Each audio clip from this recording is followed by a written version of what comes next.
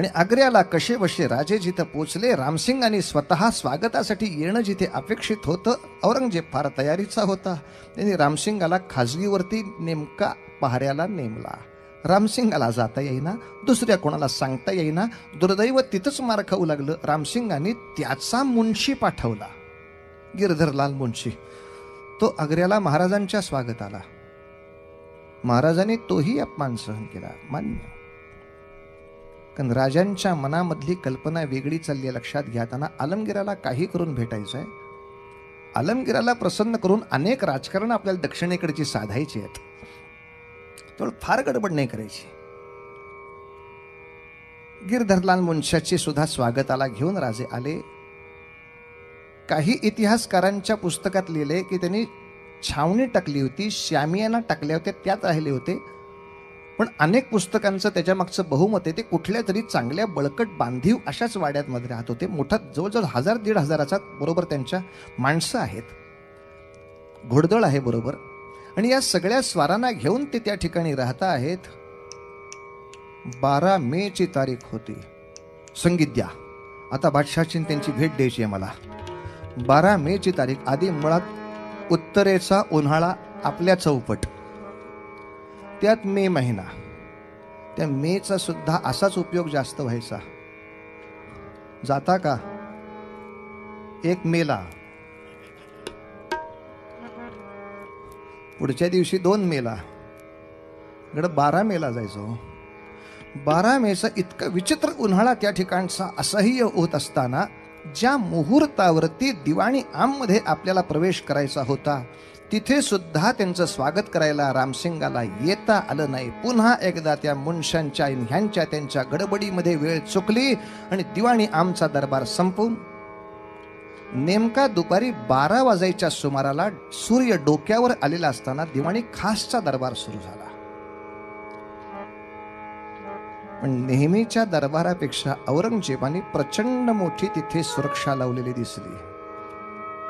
जवळजवळ 1,500 ते 2,000 रक्षक त्याच्या शेजारीच उभे होते. इथं हॉरर पाहिजे, हॉरर. आपल्याला सिनेमावाल्याने बोलवलं पाहिजे. अरे आता काय त्यांना लक्षात यायला लागला, आता औरंगजेबाचा दरबार आहे, तिथे काय वृंदावन गार्डन काय. 1,500-2,000 रक्षक उभे केलेत त्यांनी स्वतःच्या सिंहासनाभोवती कडक करून. का? साहजिक आहे, शिवाजी राजाला त्यांनी प्रत्यक्ष पाहिलेलं नाही. त्यांनी आपल्या मामाला विचारलंय, मिस्टर शास्ता खान मामा, की ज्याला मी भेटणार आहे ते कसं काय प्रकरण आहे. बरं, शास्ता खानाने त्याचं नरसिंह रूपच बघितलंय. तो भिंतीतनं येतो, तो दारातनं सुद्धा येऊ शकतो. आणि असा काही क्षणापूर्वी तिथं बघितला होता. धाडकन उडी मारली तर तो पलंगापाशीच होता. म्हणजे त्याची लॉंग जम्प किती मोठी आहे याचा साधारण त्याला अंदाज असल्यामुळे शिवराज मराठा गडी 25 हात उडी मारतो सक्त. बाबा रे, तुझा पहारा कसा ठेवायचा बघ. म्हणून सुद्धा औरंगजेब शहाणा झाला होता. जिथून पटकन उडी मारता येणार नाही इतक्या अंतरावर यांना ठेवा. औरंगजेब अत्यंत सावध रीतीनं त्याच्या आसनावर बसलाय.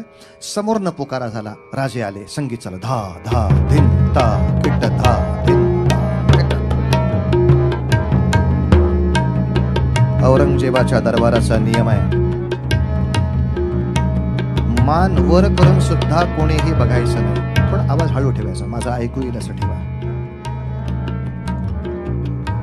एकमेकांकडे बघायचं असेल तरी सुद्धा हनवटी छातीला टेकूनच एकमेकांकडे बघायचं. हास्य विनोद नाहीत, गप्पा टप्पा चालणार नाहीत. कुजबुजही दरबाराला ऐकू येता कामा नाहीये. अतिशय चोख इमामाने ही दिवाणी खास, म्हणजे खास लोक सरदार दरकदारांसाठी असलेला दरबार आहे. चालू देवायचं. रामसिंगांनी समोर येऊन मुजरा करून फक्त सांगितलं, आलमगीर जहापना. शिवाजी राजा पोचला.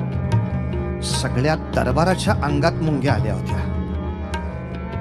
ज्याचं नाव घेतल्यानंतर चाल काय विचारल्यावर ह्या सगळ्या दरबारांनी माना खाली घातल्या होत्या. एकही पठ्यामान वर ज्याच्याकडे बघून करायला तयार नव्हता. आले राजे बहुतेक. धीम्या पावलाने शिवाजीराजांच्या शंभूराजांचा प्रवेश दरबारामध्ये झाला. मात्र औरंगजेब त्यांच्यावरची नजर काढेना, ते औरंगजेबावरची नजर काढेनात. इच्छा एकच होती, याची खासगी भेट घ्यायची होती. हो, इतक्या लोकांदेखत काहीच होण्यासारखं नव्हतं. राजे आग्र्याला मुक्कामाला आल्यापासून रामसिंगाच्या मागे लागले होते. दिवाणी आम दिवाणी खास सगळं नंतर करू, आधी मला आलमगीराची प्रत्यक्ष भेट द्या, मला त्यांच्याशी बोलायचं आहे. एकट्याला भेटायला आलमगीरही तशी घाबरलेले होते. म्हणजे रक्षकांसह भेटा तो प्रश्न नव्हता, पण दरबारात सगळं नाही बोलता येणार आहे. एकट्याला गाठून जे बोलायचं होतं ती संधी कुठेतरी हुकत होती. शेवटीची आहेराची होती ती ताटं ठेवली, समोर ठेवली. औरंगजेबाने खुणेने इतकंच सांगितलं, शक्यतो दूर उभं करा. मग शेवटी सगळ्यात शेवटचा मनसबदार 5000 मनसबदार, ते शंभूराजे 5000 मनसबदार होतेच. त्यांना तिथे उभं आणि त्या मनसबदारांची ही रांग संपत संपत संपत असताना शेवटच्या जागेवर राजानं आणून उभं केलं की हो. तरीही राजे थांबून आहेत. अजून आशा सुटत नाही आलमगीराला भेटता येईल. एवढ्या दरबारी लोकांना सन्मान देण्यासाठी मानाचे पोशाख वाटायला सुरुवात झाली. चालू ठेवायचं, चालू ठेवायचं. ज्याला खिलत वाटणं असं म्हणतात, ती खिलत वाटायला सुरुवात झाली. प्रत्येकाच्या समोर मानाचा पोशाख घेऊन हुजऱ्या येतोय, त्याला त्याला तो देतोय. पण रांगेमध्ये शिवाजी राजांना वगळलं गेलं, हुजऱ्या पुढे गेला.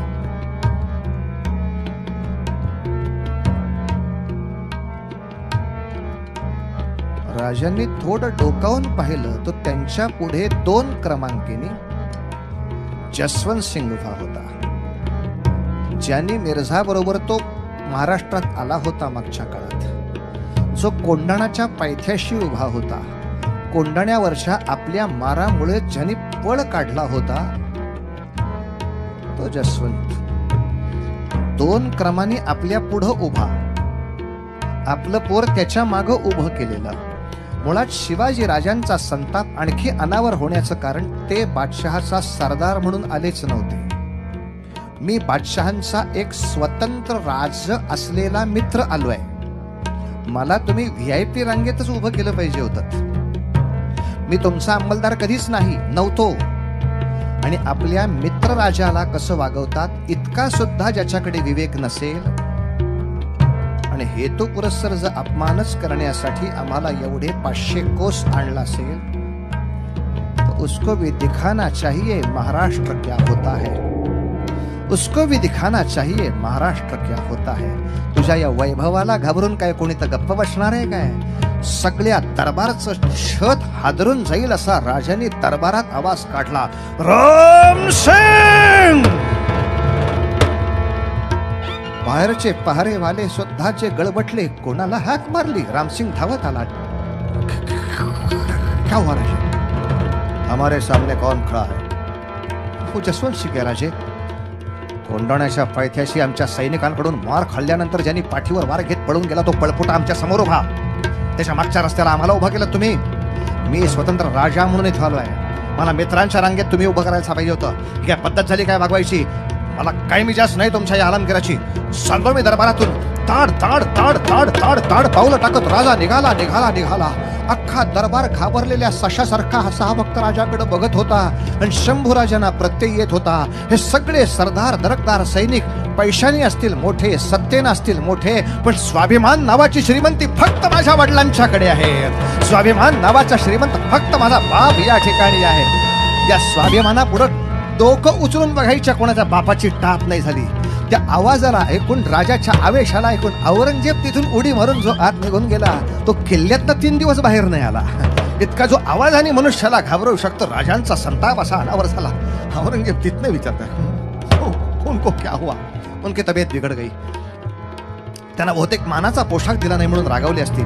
विषय मानाच्या पोशाखाचा नव्हता, विषय एकूणच मान सन्मानाचा होता. रामसिंग बाहेर जातोय. तुम्हाला खिलत द्यायला तयार आहेत. अरे खाड्यात गेले तुझे खिलत. आता माझं मुंडकं तोडून आत नेलंच तरी चालेल. मी तुझ्या आलमगीरासमोर येणार नाही, कारण त्याला स्वतंत्र राजाशी कसं वागावं ही अक्कल नाही. ती अक्कल त्याला शिकवून मग मला भेट. राजे गेले निघून. शंभूराजानेही राजे घेऊन गेले आणि सगळा दरबार काव काव काव करायला लागला. औरंगजेब, काहीतरी करा, काहीतरी करा.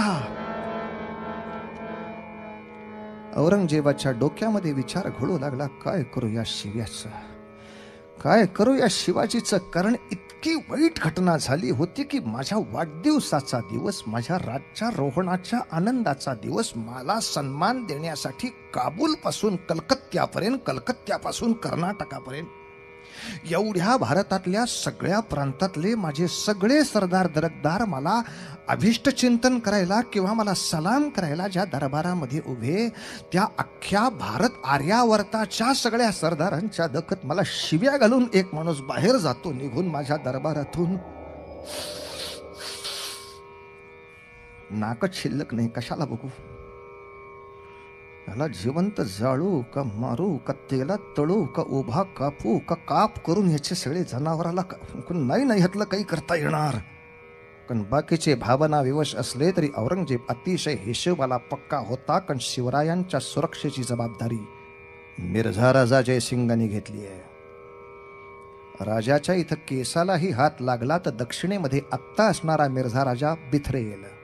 आणि मिर्झा राजा जयसिंगाची जर 40% फौज एकदम आलमगीराच्या विरोधामध्ये उठली तर विश्वासदर्शक ठराव जमायचा नाही. त्यालाही सैन्यातले किंवा मंत्रिमंडळातले किती टक्के कसे राखायचे अत्यंत धूर्तपणा असल्यामुळे औरंगजेब तिथे काहीच बोलेना. हम तयार करेंगे जो होगा तो, हम तयार करेंगे. या मधल्या 10 दिवसाच्या काळात सुद्धा सातत्याने एकमेकांशी बोलणी चालू आहेत. आलमगीर म्हणतात काहीतरी समजूत काढा, काहीतरी समजूत काढा. शिवरायांचा सातत्याने प्रयत्न एकच आहे, समजूत काढायची असेल तर मार्ग एकच, आमच्याशी प्रत्यक्ष समोर बसून बोलणी व्हायला पाहिजेत. माझ्या मनामध्ये किलमिश नाही, मला माहिती आहे तुमच्याही मनात किलमिश नाही. मी दक्षिण प्रांताच्या माझ्या पुढच्या प्रगतीच्या दृष्टीने मिर्झा राजांच्या शब्दाला मान देऊन या ठिकाणी आलो आहे. काही केल्या शिवराय काहीही जरी म्हटले तरी आलमगीर त्यांच्याशी भेटायला काही तयार होईनात. हाच दरारा सगळा त्रासदायक होता. त्यावेळेला दरारा सुद्धा ताप देतो तो असा. जेव्हा काही एकमेकांच्या मनात किलमिश नाही, आपण आपल्या दक्षिण प्रांताच्या विकासाच्या दृष्टीने भेटणार नाहीत. आलमगीर भेटायला तयार नाही. तुम्ही मंत्र्यांशी, मला मंत्र्यांशी बोलायचं नाही. मी राजा आहे, राजांनी राजाशी बोलावं. हे मध्ये कोण माझ्याशी सारखे त्रास देत आहेत मला? असं काय करता शिवबा तुम्ही? तुमचा मुलगा आहे ना 5,000चा मनसबदार, मुलगा 5,000चा मनसबदार आहे, तो मनसबदाराशी बोलेल, मी का बोलू? मी आलमगिरांशी बोलायला आलोय. मला आलमगिरांची भेट घडवा, नाही तर मला इथनं जाऊ द्या. अरे बापरे, हे एवढं प्रकरण करून हा मनुष्य जर इथून निघून गेला तर मग आपल्याला कोण जगामध्ये विचारेल? म्हणून शेवटी फुलाद खान नावाच्या नगर रक्षकाला बोलवून सांगितलं, शिवाजीराजाच्या निवासस्थानावरती 5,000 हाशमांचा पहारा उभा करा, तोफा सुद्धा तिथे ठेवा. आणि शिवाजीराजांना कोणालाही भेटायचं असेल आणि शिवाजीराजे कोणाला भेटणार असतील तर त्याच्यावर आपला नजरेचा नजरबाज आत पाहिजे. लक्षात घ्या, कोणीही चुकूनही समजू नका की शिवाजीराजांच्या हातापायात बेड्या घातल्या म्हणून. शिवरायांच्या भोवती पहारा बसवून औरंगजेबाने फक्त त्यांना नजर कैदेत ठेवलंय. नजर कैद या शब्दाचा अर्थ तुम्ही कोणाला आपण होऊन भेटू शकत नाही, तुम्ही अर्ज करावा लागतो की मला यांना भेटता येईल का. त्याच वेळेला त्यांना तुम्हाला भेटायचं असेल तर अर्ज करावा लागतो, त्यांना भेटता येईल का. पण एकदा राजा पहाऱ्यात अडकला मात्र, आणि अशा बातम्या लवकर पसरतात. भस भस भस भस वाऱ्यावर वार्ता आली आणि महाराष्ट्रामध्ये ती वार्ता बहुतेक लोकांना कळायला लागली. अर्थात राजांनी सूचना दिल्या होत्या म्हणून अराजक झालं नाही. अफवेवर विश्वास ठेवू नका. पण या अफवा उठल्याच की राजे आता अटकेत पडलेत आणि आज तागायत औरंगजेबाच्या अटकेतून कोणीही सुटू शकलेला नाही, ना त्याचा बाप, ना त्याचा भाऊ, ना त्याचा शत्रू. इतका कडक पहारा ज्या औरंगजेबाचा असतो, रायगडावर जेव्हा बातमी आली असेल तेव्हा जिजाऊंची अवस्था कल्पना करा.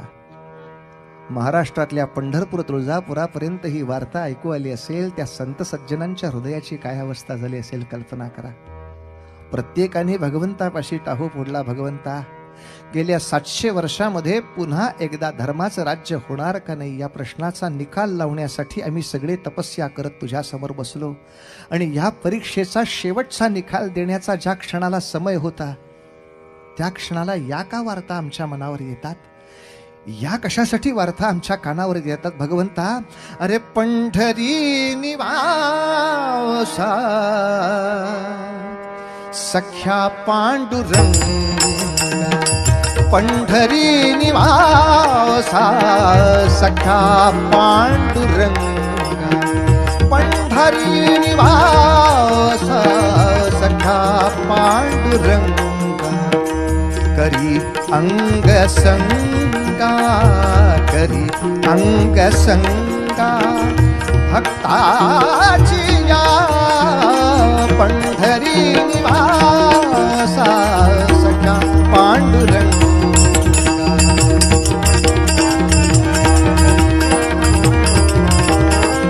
भगवंता भगवंता भगवंता भगवंता, काय रे हे, काय रे वार्ता ही देवा. अरे भक्त कैवारिया होसी नारायण, भक्त कैवारिया, भक्त कैवारिया होसी नारायण. बोलता वचन, बोलता वचन कायलाज, कायलाज, पंढरी निवासा सखा पांडुरंग.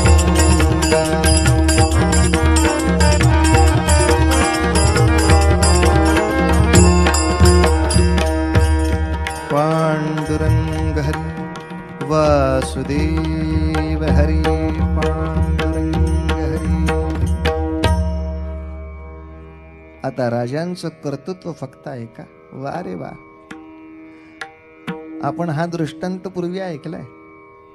माणसाला प्रचंड भीती झाली तरी सुद्धा एखाद्या वेळेला प्रयत्न न करताच तो हार्ट अटॅकने थांबतो किंवा संपतो.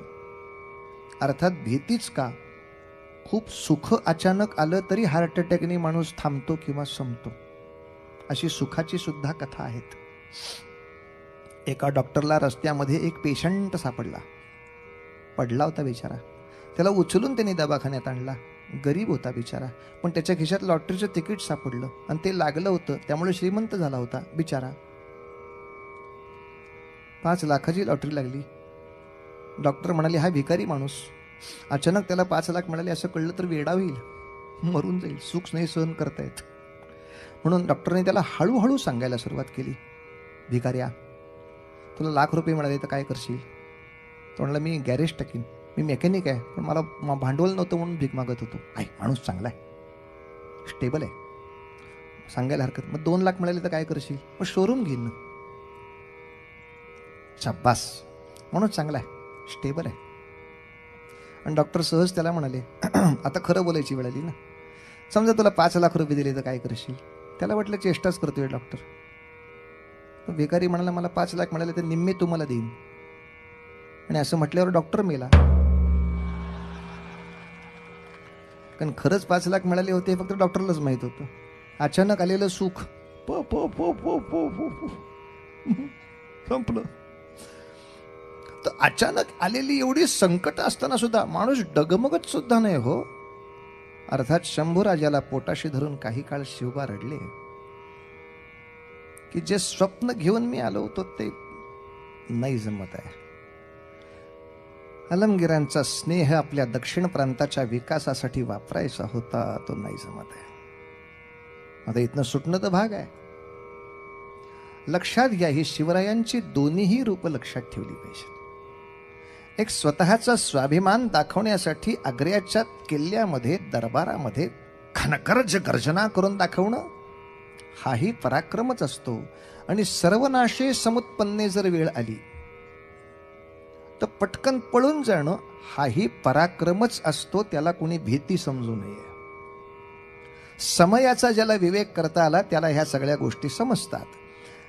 आता शिवाजी राजांच्या मंत्रिमंडळाचं खरं काम सुरू झालं. त्यांच्याबरोबर रघुनाथ पंत होतेच, सोनोपंत डवीर होतेच, स्वतः हिरोजी फर्जन होतेच, बाळाजी अवजी होतेच. या सगळ्या लोकांनी दिल्लीमधल्या मंत्रिमंडळात शिरकाव सुरू केला.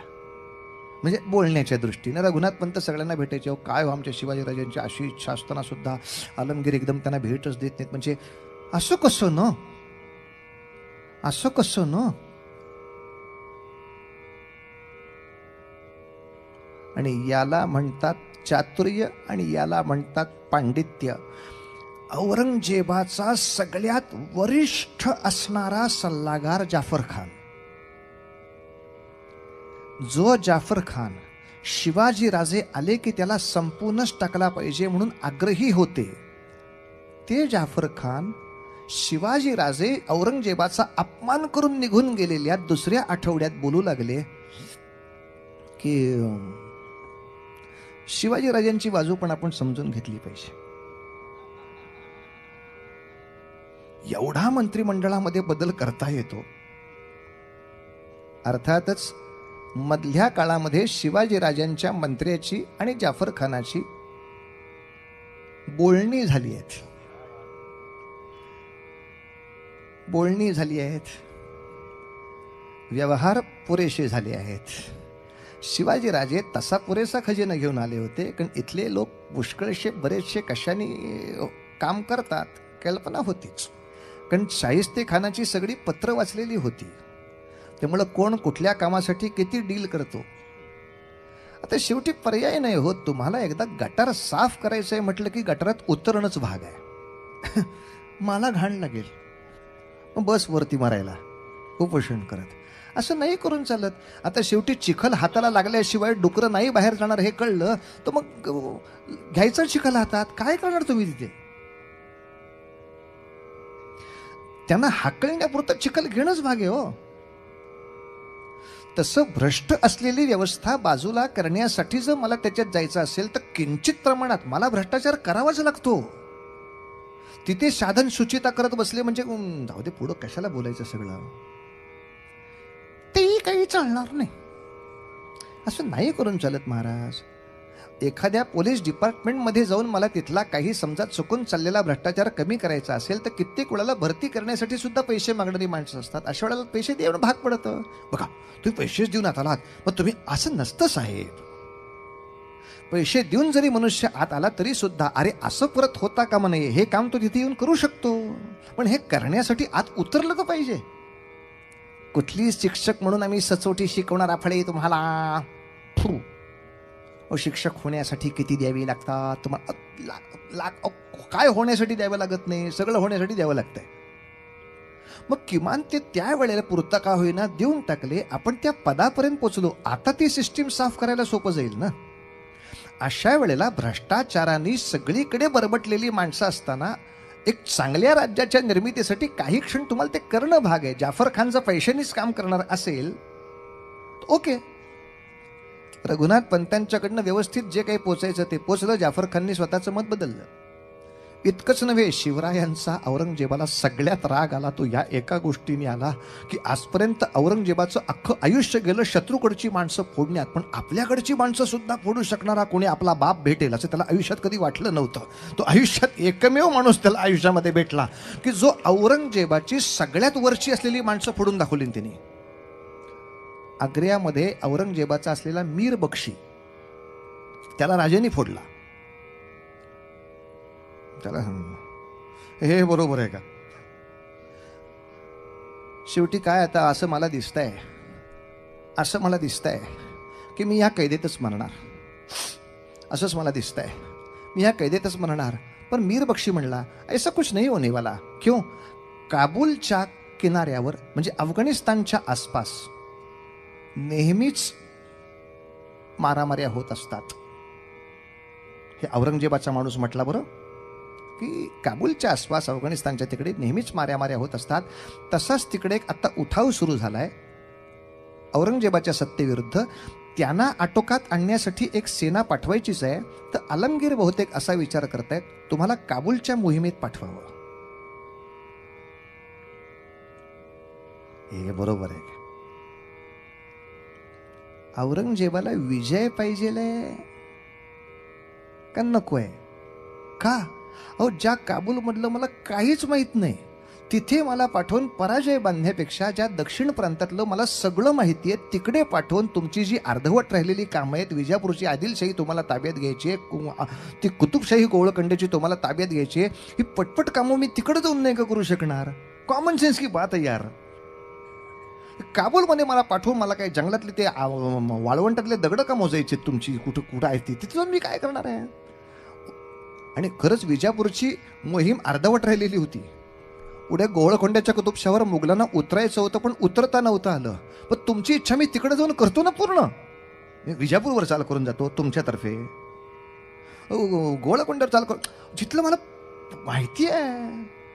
मला दक्षिणेकडे पाठवायचं सोडून तुम्ही काबूलकडे पाठवता. काय काबिलियत आहे आपली सगळ्यांची. गंमत अशी आहे, शिवाजी राजांचं बोलणं ते मीर बक्षीला सुद्धा इतकं आवडलं, त्यांनी अर्ज बदलला दरबारातला जाऊन. म्हणलं आलमगीर हे बरोबर आहे की शिवाजी राजाला कसा काबूलला पाठवणार, त्याला तिथलं काहीच माहिती नाही आहे, त्याला दक्षिणेकडेच पाठवायला पाहिजे. औरंगजेबाला कळेना माझीच माणसं कसं काय असं बोलायला लागली तिथं. माझी हीच माणसं म्हणत होती याला मारला पाहिजे, हीच माणसं असं कसं काय उलट बोलायला लागलीत माझ्या विरुद्ध. नाही असं नाही, तुम्ही शिवाजीराजाची बाजू समजून घेतली पाहिजे आलमगीर. आणि तसं नसेल तर शिवाजीराजांनी त्यांचा संन्यास जाहीर केलाय, हाही तिसरा अर्ज केला. शिवाजीराजांचा एक अर्ज असाही होता की मला काहीच नको, मला महाराष्ट्राचे राज्य नको, काहीच नको, काबूलचंही सैन्य नको, मी आता संन्यास घेणार, मला वाराणसीला पाठवा. औरंगजेब तेवढाही धूर्त होता. तो म्हणाला वाराणसीला जायला हरकत नाही, माझा सरदार तिथे आहे, तुम्ही त्या किल्ल्यामध्ये राहा, तो चांगली तुमची व्यवस्था करेल. आई डाव फसला. औरंगजेबाला अंदाज लागतोय मी वाराणसीला जाऊन काय करीन याचा, पण मी आता संन्यास घेणार. मी संन्यास घेणार म्हणून माझ्यापाशी असलेली संपत्ती आता मला दानधर्म करून टाकायची आहे. मी बरेच हत्ती माझ्याबरोबर आणले आहेत. संन्यासाला काय करायचे हत्ती, ते मला दान द्यायचे आहेत.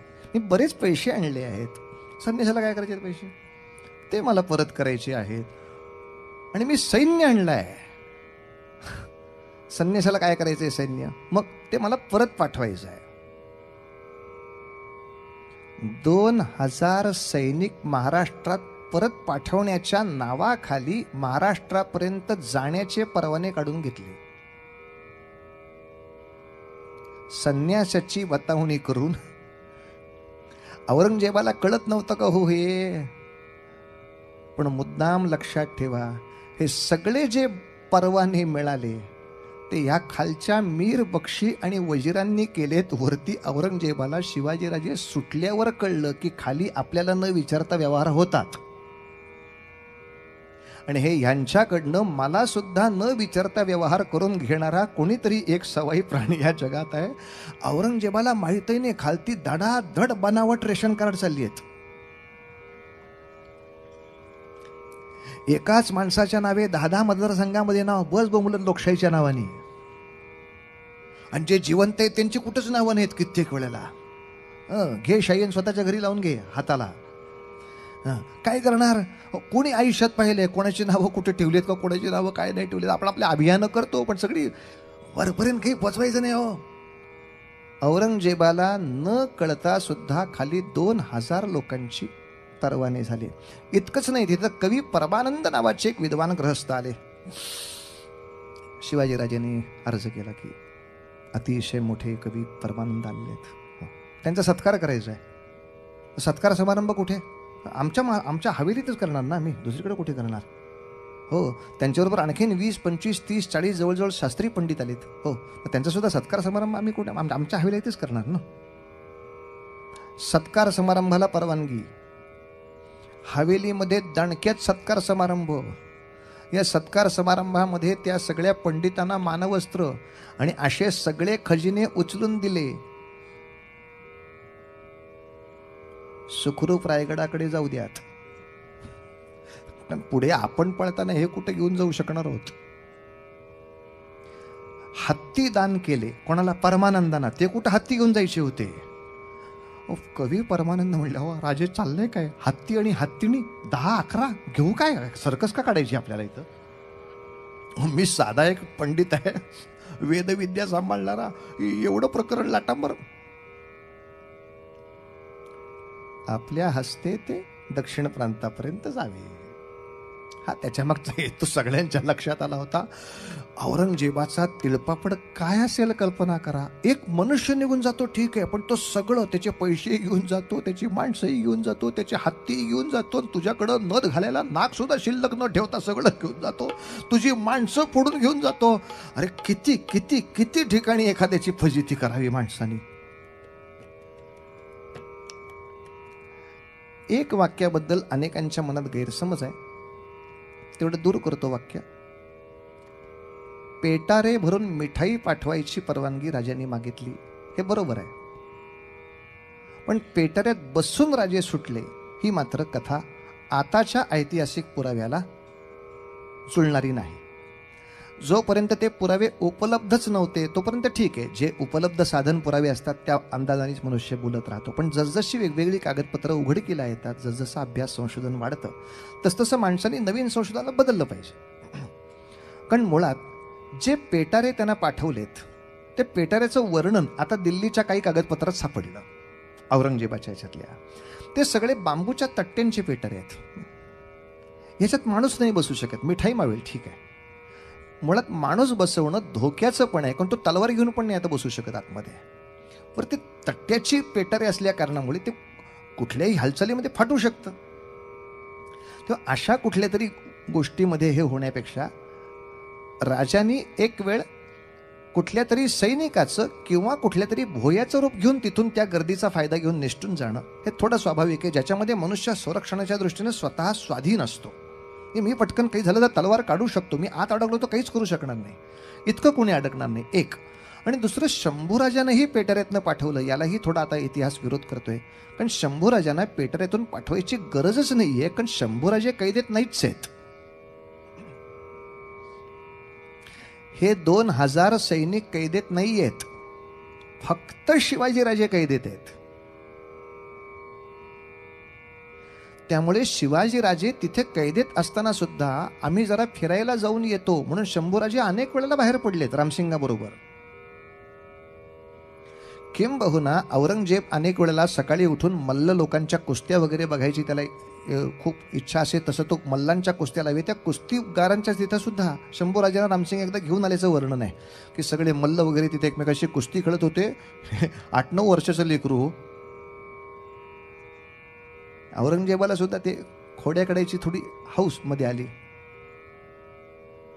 बघ आमच्याकडे केवढे मल्ल आहेत, खेळशील का यांच्याबरोबर कुस्ती? आता कुठल्या का अर्थाने म्हणण्यात ते एकदम धाडकन बोलून गेले. खेळली असती, माझ्या योग्यतेचा कोणीच दिसत नाही. कुस्ती होईल का नाही हा प्रश्न नाही, आपण कुठल्या वाक्याने विकेट काढावी समोरच्या माणसाची हे त्यासाठी वेगळं डोकंच पाहिजे. हो, खेळली असती, कोणी माझ्या योग्यतेचं दिसत नाही.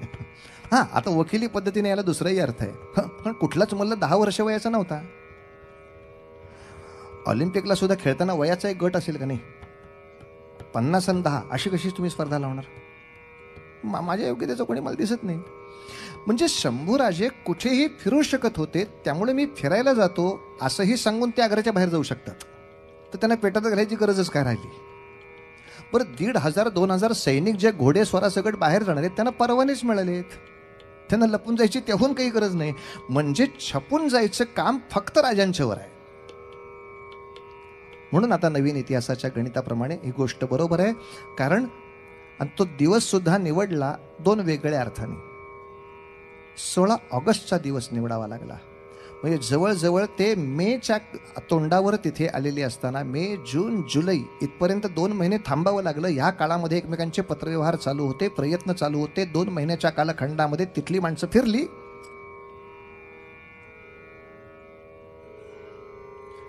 आणि जेव्हा मथुरेकडे कृष्ण जन्माच्या काळातला महोत्सव व्हायचा होता,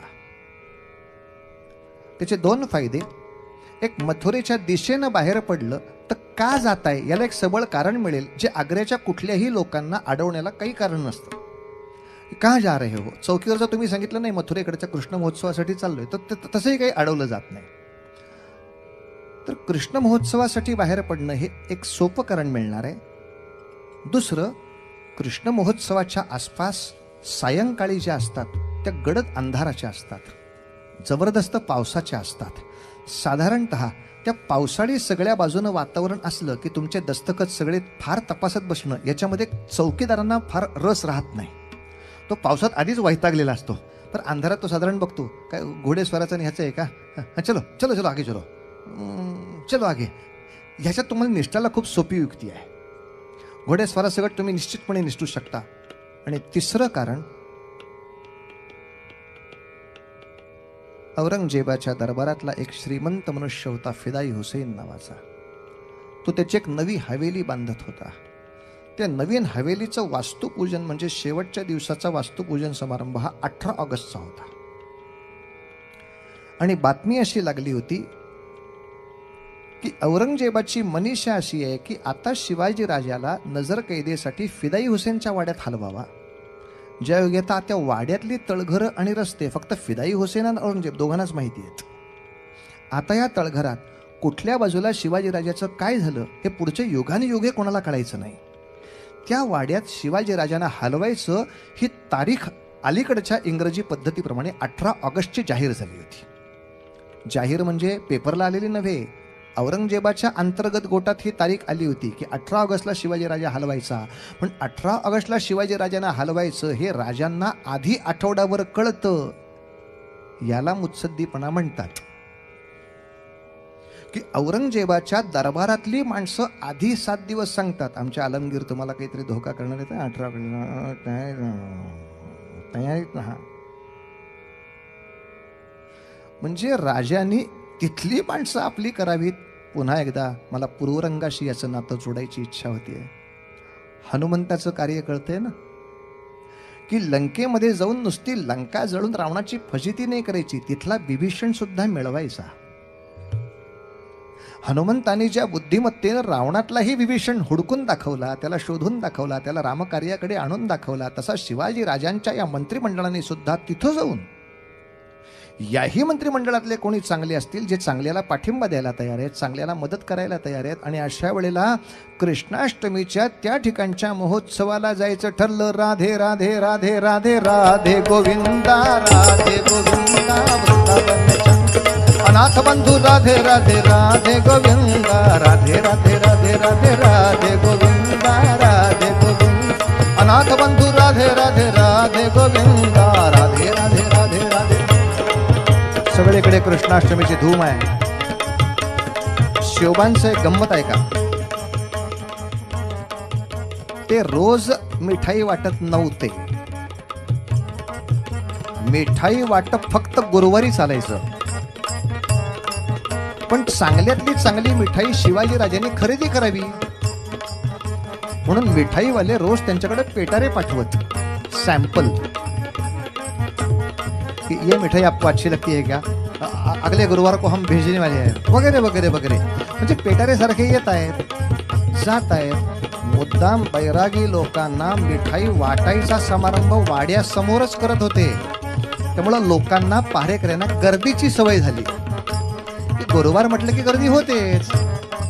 हे 100 लोक येतात, हजारो लोक येतात. मग हे आमचे लोक मिठाई लांब जाऊन वाटायची नव्हती. हा, आणि मुद्दाम गुरुवारचा दिवस निवडला होता. गुरुवारच्या दिवशी दर आठवड्याच्या गुरुवारी मिठाई वाटायची आहे.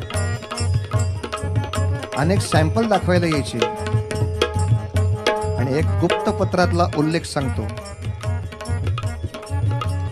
त्यातली सँक्शन व्हायची, ही मिठाई चालेल पुढल्या गुरुवारी, बुधवारी मला मिठाई आणून द्या, पण गुरुवारी वाटूया.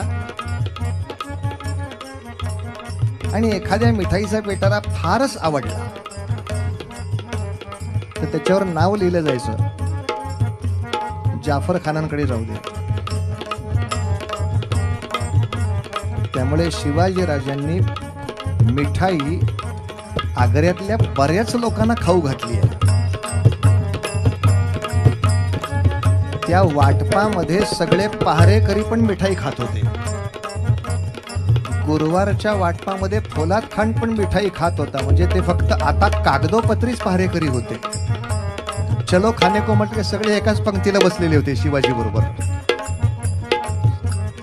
एकमेकाचा हळूहळू असा विश्वास संपादन केला होता.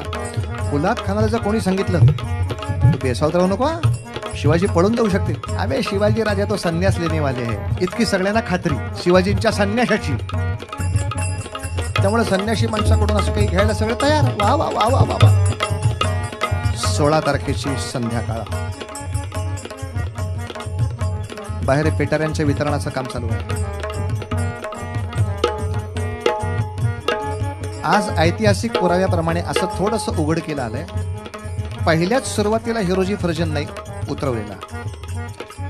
पहिल्यांदा निराजी म्हणून जे मंत्री होते ते पुष्कळसे शिवरायाकडे सारखे दिसणारे. त्यामुळे आधी निराजींना तिथे थांबवलं. नंतर निराजींनी तिथून सुटून जाण्याच्या वेळेला हिरोजी फर्जंदला त्या पलंगावर ठेवलं. पण शिवाजी राजांसारखा पेहराव घेऊन अलीकडचा जवळजवळ महिनाभर राजांनी हा उपद्व्याप केला होता की ते नेहमी पलंगाला पाठमोरे बसायचे आणि चर्चा करायचे. महिनाभर ही सराव ठेवायला लागतो. हा ज्यावेळी सगळ्या पहारेकऱ्यांना माहित होतं की खिडकीतनं बघितलं तर महाराजांची पाठ दिसते. महाराज इकडे तोंड करून बसत नाही. प्रल्हाद निराजी जे होते ते राजाचे वेश घालून तिथे पाठमोरे आहेत. आणि भोयांचे पूर्ण चेहरे झाकलेले भोई आहेत. यातला एक चेहरा झाकलेला भोई या निमित्ताने उचलला. या काळात राजांचं आणखीन पण एक वर्णन आहे. त्यांनी दाढी साफ करून घेतली आहे. पण शिवाजी राजांची जी सगळ्यात मोठी ओळख होती ज्या पद्धतीची, ती ओळख त्यांनी पहिली बदलली. मोठ्या केसांची ओळख बदलली. म्हणजे एक न्हावी काम हवेलीत बोलवून झालं. केस कमी केले, दाढी थोडी कमी केली. ज्यावेळी तोंडावरचा पडदा बाजूला झाला तर पटकन कोणीच ओळखणार नाही हा माणूस तो आहे म्हणून. पेटाऱ्याचा भोई म्हणून पटकन बाजूला होता होता होता होता. इकडे वाटप चालू आहे. गर्दीचा फायदा घेऊन 4 माणसं फिरली. लांब गेली गेली गेली गेली. एका विशिष्ट ठिकाणी घोडे तयार होते. घोड्यावर टांगा मारल्या. दस्तक सगळ्यांच्या हातात तयार होते. दस्तक घेऊन राधे राधे राधे राधे राधे गोविंदा. ड्रेपरी वाले घ्या. वेश बदलले. साधूंचे संन्याशांचे वेश घातले. चौकीवर विचारतायत कोण आहे. मथुरेला कृष्णाष्टमी उत्सव. चलो चलो चलो म्हणून दक्षिणेकडच्या रस्त्याने गेलेच नाहीत. जो रस्ता उत्तरेकडे जातो मथुरेला त्या रस्त्याने बाहेर पडली सगळी माणसं. अर्थात गेले आली मथुरेलाच. मोरोपंत नावाचे पेशवे होते मंत्रिमंडळात. त्या मोरोपंतांचे मेहुणे होते मथुरेला. त्या मथुरेला गेले. शंभूराजाने तिथं ठेवला. प्रल्हाद निराजींचा एक छोटा मुलगा तसाच 10-12 वर्षाचा. हाही मुलगा शंभूराजांच्या बरोबर सोबतीला आणला होता. कोणतरी खेळगडी पाहिजे. या दोनही पोरांना मथुरेत ठेवलं. कारण आपल्या जथ्याची सगळ्यात मोठी ओळख आपल्याबरोबर 2 मुलं आहेत अशी. ती ओळख थोडी थांबवायला हवी. ती 2 पोरं तिथे ठेवली. आता आमच्या शंभूराजाचं कौतुक आहे ना हो. त्याने जर भोकाडा पसरला असतं तर बाबा तुमच्याशिवाय मी इथं नाही राहणार. पोरांनी आश्वासन दिलं आबासाहेब नका काळजी करू. रायगडी पोचताच तुम्ही फौज पाठवा, तोवर आम्ही सावधगिरीने राहू. अरे ज्या खांद्यावरती पुढच्या स्वराज्यासाठी डोकं टेकायचं ते खांदे काय बळकट आहेत. राजांना 10व्या वर्षी कळले हो पोराचे. बाबा तुम्ही सहज जा. राजे एक एक प्रांत. रस्ता बघा कसा विचित्र आहे. आग्रा ते महाराष्ट्र हायवे घ्यायचा नाही. आग्र्यापासून वरती मथुरा. मथुरेतनं ओडिसाकडे उतरा जगन्नाथपुरी. जगन्नाथपुरीकडून तिथून खाली उतरा ब्रह्मपुराच्या शेजारून शेजारून शेजारून शेजारून जाता जाता खाली कर्नाटकात उतरायचं. कर्नाटकातनं गोवा, गोव्यातनं कोकण, कोकणातनं रायगड. जवळजवळ असल्यापेक्षा 1.5 जास्तीचा प्रवास राजांनी केला. पण ह्याचा उल्लेख आपल्या सगळ्यांना माहिती आहे. हा सगळा बैराग्याच्या वेशात प्रवास जास्त झालेला आहे. आणि महत्वाचा एक मोठा मुद्दा आपल्याला कळेल की बैरागी माणसं भगवे वेश घातलेली, दाढी जटा असलेली, अंगाला भस्म फासलेली, हे घोड्यावरनं पळतायत खदडक खदडक खदडक. ऑब्जेक्शन नाही येणार. कोणी ऑब्जेक्शन घेईल की संन्यासी असेल तर पायी चालेल, एखादा नंदी बैलावरनं चालेल. हे घोडे घेऊन एक 50-100 संन्यासी आपल्या खदडक खदडक खदडक, हाऊ काय नाही बिलीव, हाऊ काय नाही बिलीव. याचं उत्तर लक्षात घेतलं पाहिजे की शिवराय आग्र्याला जाण्यापूर्वी असे घोड्यावरनं साधू संन्याशाच्या वेशामध्ये काही लोक फिरत ठेवतील अशी सवय लोकांना लावून दिली होती. आणि अशी सवय लोकांना लावणारं एकच व्यक्तिमत्व त्या काळातलं आहे जे रामदास स्वामींच्या नावे ओळखलं जातं. कारण त्या ठिकाणी त्यांचा मठ आग्र्यालाही होता, त्यांचा मठ मथुरेमध्ये सुद्धा होता, त्यांचा मठ जगन्नाथपुरीकडे सुद्धा होता, त्यांचा मठ खाली कर्नाटकाच्या तंजावरकडे पण होता, त्यांचा मठ तिथे गोव्यामध्ये पण होता, त्यांचा मठ प्रत्येक ठिकाणी. या सगळ्या हायवेवरती मराठी माणसं त्या ठिकाणी जाऊन एकमेकाला मदत करू शकतील. मग म्हणजे बुवा याचा उल्लेख का केला नाही? उल्लेख कसा करायचा? त्या मठातली माणसं अटक करून द्यायची तुम्हाला? जे उल्लेख औरंगजेबाला सापडले नाही ते कसे सापडणार? ते उल्लेख करायचेच नसतात.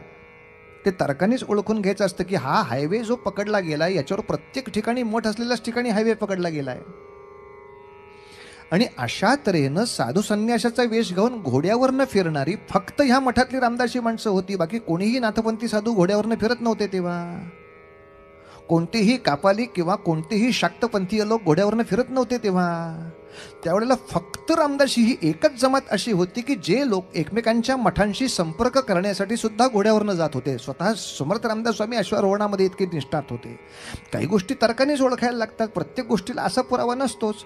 समजा उद्या सकाळी आपण पटकन उठलो ना आपल्याला हा सगळंच्या सगळं पैटांगणच नव्हे तर रत्नागिरीचे सगळे रस्ते ओले चिंब दिसले, आपण तर्क करतो का नाही की पाऊस असला पाहिजे काल रात्री झालेला? असं कोण म्हणतं का? तुम्ही बघितलंय का? मी बघितलाय का? मग खरा कसा मानायचा? मग असं कोणतरी वेड्यासारखं विचारायला लागलं की मग त्याला विचारायचं ठीक आहे मी खरं म्हणत नाही पण एवढं सगळं ओलं करायची तुझ्याकडे दुसरी काही व्यवस्था असली तर मला सांग आता. म्हणजे पुढच्या वेळेला टँकर न बोलत तर तुलाच बोलवत जाऊ इथं मुतायला काय करायचं असेल ते. हरामखोरा, तुझ्या अंगाचं एक विधभर जमीन ओली करायची अंगात ताकद नाही. एवढं सगळं ओलं केलेलं ज्या वेळेला दिसतंय त्यावेळेला तर्कानेच काही गोष्टी हिशोब करायच्या असतात. तर्काने काही गोष्टी मान्यच करायला पाहिजेत त्याच्यामध्ये.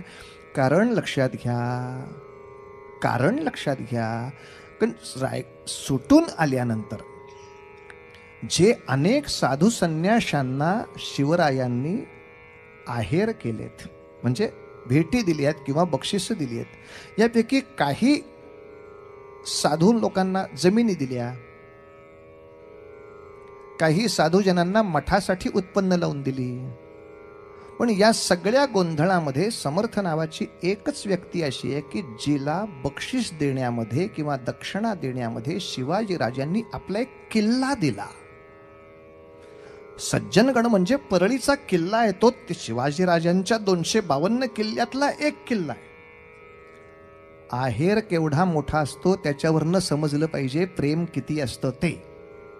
नेहमी लग्नात बघताना तुम्ही फार प्रेमाचे असतील त्यांना सगळे कपडे, त्याच्यापेक्षा बाहेरच्या प्रेमाचे असतील त्यांना फक्त पॅन्ट पीस, त्याच्यापेक्षा बाहेर असतील तर नुसते शर्ट पीस, त्याच्या पलीकडे असले की प्लॅस्टिकचे डबे, त्याच्या पलीकडे हातरुमाल, त्याच्या पलीकडे फक्त जेवण, चला बाहेर. आहेराची प्रत ठरलेली असते महाराज, आहेराची प्रत ठरलेली असते. जमीन देणं हा आहेर, पैसा देणं हा आहेर. आणि ह्याच्या तुलनेमध्ये एखाद्या संन्याशाला आपल्या संरक्षणाचा शस्त्रास्त्रांनी भरलेला किल्ला देणं, याच्यातच समजणाऱ्याने समजून घ्यायचं असतं की डील खूप मोठा आहे. एवढं डील असल्याशिवाय एवढे मोठे आहेर एकमेकांना केले जात नाहीत. आता एवढ्या आहेरानंतर सुद्धा खूप लोकांचं मत असं आहे की शिवरायांची त्यांची ओळख नव्हतीच. साहजिक आहे, साहजिक आहे. ज्यांची ओळख नव्हती अशा अनेक लोकांना 50 वर्ष सुद्धा आपण आपल्या महाराष्ट्रात पोचलेला आहे. आणि जेव्हा ते नको त्या कारवाया करून गेले तेव्हा अरेच्या हे इथंच होते वाटतं म्हणून काहीतरी शोध लागल्यासारखं आम्ही थापा मारलेले आहेत. ज्यांची ओळख नाही असे अनेक लोक इथे येऊन आमच्या ढिसाळ राज्य कारभारामुळे राहू शकतात, पण एवढे ढिसाळ शिवाजीराजे तर नक्की नसणार. ज्याची ओळखच नाही त्याला आपल्या संरक्षण मंत्रालयातला एक अख्खा किल्ला समर्थ रामदास स्वामी सज्जनगडावर 10 वर्ष राहत होते, 10 मिनिटं नव्हे. अहो, ओळख नसलेल्या माणसाला मी भाड्याने सुद्धा माझ्या फ्लॅटच्या गाळ्यामध्ये राहू देत नाही. तर ज्याची माझी ओळख देख नाही अशा माणसाला मी माझा किल्ला देऊन त्या ठिकाणी 10 वर्ष त्यांचा निवास करून देईन. जाऊ दे, विचार करणाऱ्यांसाठी सगळं काही आहे. फक्त या आग्र्याहून सुटकेमधल्या 2 गोष्टी आणखीन अवघड आहेत, तेवढ्या लक्षात घेऊ आणि थांबू. उद्या थोडं लवकर या. याचं कारण आधी घागबुवांचा आपण सत्कार करणार आहोत. दत्तदास बुवा घागांच्या सत्काराला जे कीर्तनप्रेमी आहेत, ज्यांनी ज्यांनी ते ऐकलं आहे, एखाद्या वेळी आम्ही आत्ता अशी इच्छा करतोय की त्यांना एक प्रार्थना करावी. कृष्णात्रीच्या वसणाऱ्या एकदा परत त्यांच्या मुखातून ऐकण्यासाठी खूप लोक अजूनही आतुर आहेत. त्यांची प्रकृती नाही साथ देते, पण आमचा तो आग्रह चालू आहे आपल्या सगळ्या मंडळाचा की बुवा तेवढं तरी म्हणा, का त्यांच्या तोंडून ते ऐकण्यात जी मजा आहे ती जगात दुसऱ्या कशात नाही. अक्षरशः अजातशत्रू असा मनुष्य, कीर्तन क्षेत्रातले अत्यंत मोठे बुजुर्ग, त्यांचा सत्कार आपल्याला त्या ठिकाणी करायचा आहे. आणि उद्या नुसता राज्याभिषेक नाही आहे, राज्याभिषेकाच्या आधी झालेली एक फार महत्वाची घटना तीही आपल्याला बघायची आहे, जी तानाजी मालुसऱ्यांचा पराक्रम आहे. गड आला पण सिंह गेला, ती सगळी कथा आपल्याला उद्या पाहून मग राज्याभिषेकाच्या विषयाकडे जायचं आहे. म्हणजे महाराज राज्याभिषेकानंतरचं सांगणार का, ते ह्या महोत्सवात नको, अजून एखाद्या महोत्सवामध्ये त्या विषयावर बोलू. पण तूर्त शिवाजी राजांनी आपलं देवस्वरूप प्रगट करून लोकांनी सुद्धा भगवंताला सिंहासनावर बसवतात, तसा राजांना सिंहासनावर बसून हृदय सिंहासनावर हा देव कायमचा विराजमान झाला. या ठिकाणी आपण चरमसीमेवरती थांबू. त्या दृष्टीनं उद्या देवीचा गोंधळ पण म्हणायचा आहे. जी त्या गोष्टीला आवश्यक असणारी गाणी आहेत ती म्हणायची आहेत. तर घागबुवा येणार असल्यामुळे मला सगळ्यांनी सांगितले, बुवा उद्याच्या पूर्वरंगामध्ये एक साकी, एक दिंडी, एक आर्या, एक चामर, काहीतरी म्हण, यातल्याही गमती आपण करू. उद्या पूर्वरंगाचा फार विषय नाही, पण राज्याभिषेकाचा कोंडाण्याचा सोहळा करण्यासाठी मात्र आपण आग्रहाने यायचं आहे. 2 महत्वाच्या गोष्टी आग्र्याहून सुटकेतल्या सांगतो की पुरे. ती महत्वाची गोष्ट म्हणजे महाराष्ट्रात आल्याबरोबर शिवाजीराजांनी पहिली भूमिका अशी उठवली की संभाजी राजांचा मृत्यू झाला आहे, आणि ही अफवा लोकांना खरी वाटावी म्हणून तात्पुरतं खोटं का होईना पण श्राद्ध कर्मासारखं केलं आहे. परिणामतः खात्रीपूर्वक औरंगजेबापर्यंत बातमी पोचली की बहुतेक शंभूराजे संपलेच आहेत. म्हणून औरंगजेबाने सगळ्या चौक्यांना आता हुकूम पाठवले की आता लहान पोरांच्या फार काही तपासण्या प्रवासात करू नका, कारण बहुतेक ज्याला शोधत होतो तो नाही आहे. असे सगळे पहारे निर्धोक झाल्यावर शंभूराजांना त्यांनी आणलाय. पण तोपर्यंत त्या त्रिमलांनी त्यांना सांभाळलं. त्या त्रिमलांचा सुद्धा इथे आल्यानंतर शिवाजीराजांनी सत्कार केला. आणि आता मोठं धर्मसंकट आलं का, ज्याचं श्राद्ध केलंय त्याला घरात कसा घ्यायचा. राजे आमचे सगळ्यांच्या पुढचे धर्मपंडित असायचे का, म्हणजे गेला म्हणून श्राद्ध केलं ना, हो मग आलेल्याचं काय करतात, बारसं, परत बारसं करायचं, ये रे त्याला काय हो. राजकारणातली गणित असतात, ती गेला म्हणून श्राद्ध केलं होतं, हो मग आता आलाय ना परत, नाही बारसं करून टाका म्हणले. त्याचं नवीन संभाजीराजे आले म्हणले. राजे त्यालाही तयार असत. हा एक प्रकार. आणि दुसरं, या आग्र्याहून सुटकेमध्ये आणखीन 2 माणसांचे आभार मानले पाहिजेत. सोनोपंत डबीर आणि रघुनाथपंत कोरडे. अर्थात आणखीन 2 माणसं तशीच आहेत, हिरोजी फर्जन आणि मदारी मेहतर, की ज्या लोकांनी शिवाजीराजे 16 तारखेला तिथून गेलेले 1 दिवस दडवून ठेवलं होतं. फुलाद खानाला राजे गेले हे 18 तारखेला सकाळी कळलं. 17चा अवघा दिवस आधी प्रल्हाद निराजी आत होते. ती माणसं आली की हे हिरोजी फर्जन हेच मदारी मेहतर सांगा, गडबड मत करना, बहुत तब्येत बिघड गई है. राजे झोपलेले आहेत, ठीक आहे.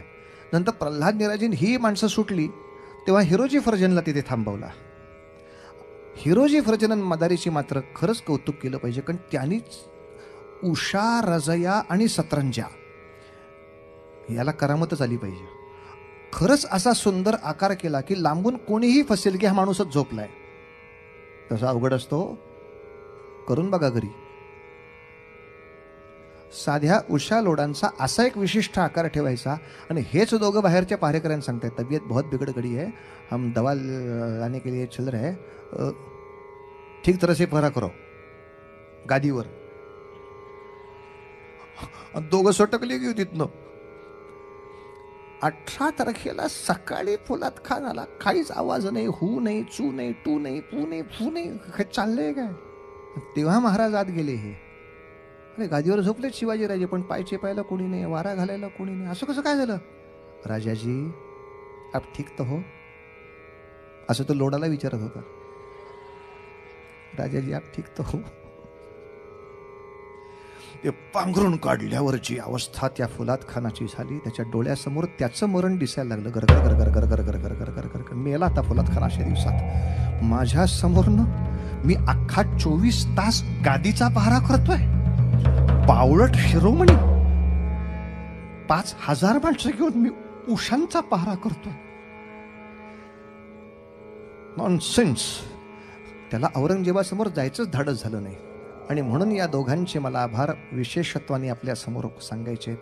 राजांचं उरलं सुरलं तिथलं जे साहित्य आहे ते घेऊन जाण्यासाठी नेमके रघुनाथपंत कोरडे आणि सोनोपंत डबीर आग्र्यात परत आत आले होते आणि ते सापडले फुलात खानाला. आता फुलात खानाने राजांवरचा सगळा राग या दोघांवर काढला. तापत्या तव्यावर उभं करण्यापासून चापखाने फोडण्यापर्यंत. ह्यांचं कोण आधी ऐकूनच घेईना. मारताय का आम्हाला.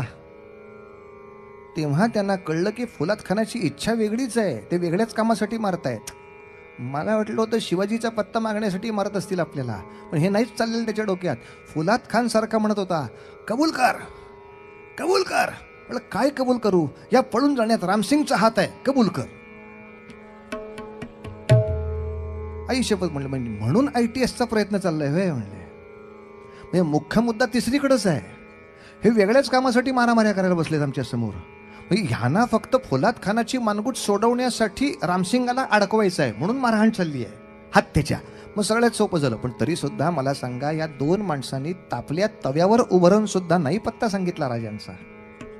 पायाला जन्माचे चटके बसत असताना राजां हे सगळे त्रास वाचवण्यासाठी एक शब्द पुरेसा होता की मथुरेला गेले म्हणून. पण दिवसातले 12 तास चापकाचे फटके खात असताना ही माणसं नाही बोलली राजांबद्दल काही. त्यामुळे आम्हाला जाफर खानकडे जा, वरच्या अधिकाऱ्याकडे न्या, आम्ही कबुली देतो रामसिंग ह्याच्यात हात आहे म्हणून. फुलात खाना इतका आनंदात झाला होता, माझी मान सुटली. या दोघांना घेऊन ते जाफर अलीकडे गेले. जाफर खालीकडे सगळे पैसे ह्यांनीच पोचवलेले. तिथे जाऊन ह्यांनी आमची जबानी बदलली. अहो ह्यांनी एवढं मारलं की शेवटी अस्वलाला हो म्हणणं भाग पडलं की मी वानर आहे. की रामसिंगाचा काही हात नाही हो, हे मूर्खासारखे बसले होते. पण आता मारहाणीत न वाचवण्यासाठी आम्हाला काहीतरी तर बोललं पाहिजे होतं ना. काय जाफर अली जो संतापला, काय शिवाजी राजांची भेदनीती आहे रे, काय भेदनीती आहे. जाफर अली जो संतापला, असा संतापला, असा संतापला की त्यांनी आज्ञा केली, ताबडतोब दोघांना आग्र्याबाहेर हाकला.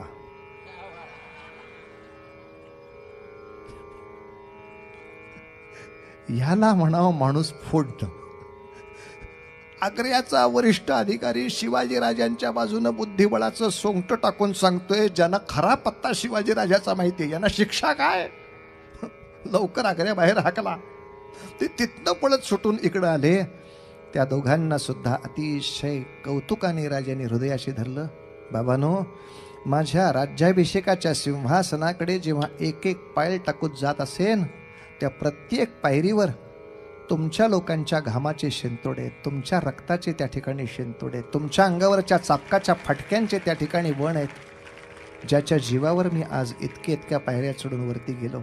असं परत आलेल्या राजांचा पराक्रम काय होता तोही ऐकूया. कारण कोंढाणा हे एकच किल्ला नाही, 252 किल्ल्यामधले 12 किल्ले फक्त ठेवले होते आणि बाकी सगळे दिले होते. राजाने पुढच्या 6 वर्षात ते 252 परत घेतले, अधिक 50 घेतले. ह्यातला एक कोंढाणा आहे. राजांचा एकूण आत आल्यानंतरचा पराक्रमाचा वेग बघता सातत्याने वाटतं. हनुमंताची शक्ती, हनुमंताचं वैराग्य, हनुमंताची ताकद, हनुमंताची बुद्धिमत्ता, आमच्या देवदेवतांच्या मनामध्ये असलेलं सगळं काही जे सगळं चांगलं आहे ते शिवरायांच्या रूपाने आमच्या समोर प्रगट झालं महाराज, यात संशय नाही. म्हणून आज हनुमंतांच्या ज्या हनुमत शक्तीचा प्रत्यय महाराजांनी दाखवला तिला वंदन करून थांबायचं. शरण शरण हनुमंत, शरण शरण हनुमंत.